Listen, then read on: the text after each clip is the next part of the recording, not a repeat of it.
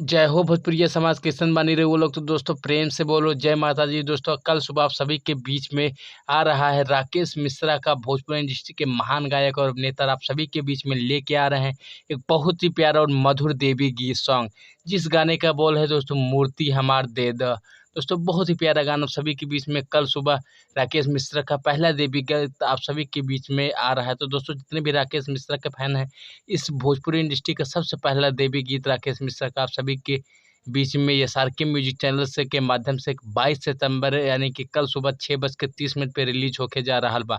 तो रउआ लोग से यही नहीं हो रहा बा कि इस गाने को ज़्यादा से ज़्यादा सुने और प्यार और आशीर्वाद दें। जी हाँ दोस्तों, गाने को शेयर जरूर करिएगा। मूर्ति हमार दे दा कल सुबह एसआरके म्यूजिक चैनल पे देखें और अपना प्यार और आशीर्वाद। दोस्तों मैं मिलता हूं नई वीडियो में। दोस्तों जितने भी राकेश मिश्रा के फैन हैं, भोजपुरी म्यूजिक चैनल को तुरंत ही सब्सक्राइब करें, काहे कि राकेश मिश्रा से जुड़ी छोटी छोटी खबर सबसे पहले रउआ लोग के भोजपुरी म्यूजिक चैनल पे ही देखे के मिली। फटाफट सब्सक्राइब करी जा। जय हिंद, जय भारत, जय हो भोज।